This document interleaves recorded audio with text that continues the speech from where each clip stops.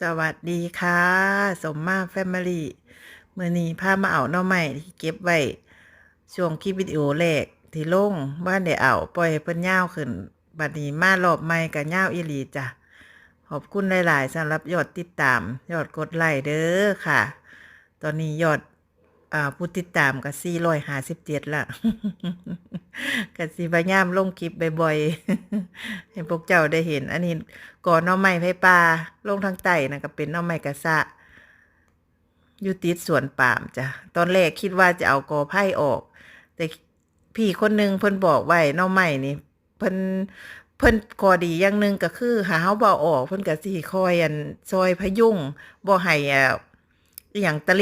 ลิงสงครามมันพังมันเจิ่นหรือจังใดล่ะข้อยก็บ่รู้เรื่องนี้หลายเนาะแต่ก็เพิ่นก็แนะนำไว้ข้อยก็เลยเว้าออกหมู่ข้างเคียงสวนเพิ่นก็รื้อออกหมดแล้วก็เพิ่นก็ปลูกต้นไม้นู่นนี่นั่นลงแต่สำหรับข่อย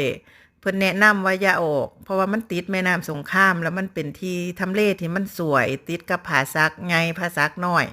แหล่งท่องเที่ยวนำจากก็เลยบ่เอาออก ก็เลยให้พี่เขามาซ่อมมาตัดให้มันสวยๆนี่โซนแรกเด้อจ้ะมันมี3 โซน2โซน3ก็ประมาณนี้แหละหน่อไม้ห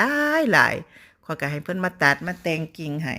เพราะว่าธรรมชาติบางเทื่อมันก็ได้พึ่งพาอาศัยกันเนาะ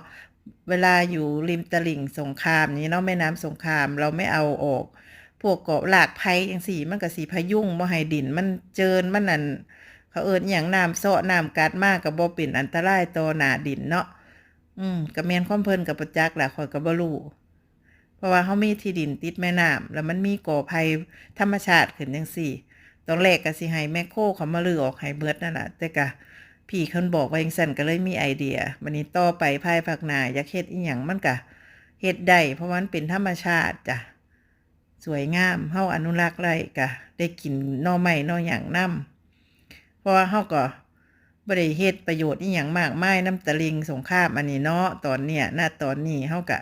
อนุรักษ์กอไผ่ไว้กินนอกินหยังมันเนาะจ้ะคิดคือข้อยบ่พวกเจ้าขอบพระคุณหลายๆเด้อจ้ะที่เขามาติดตามมาเบิ่งบ๊ายบาย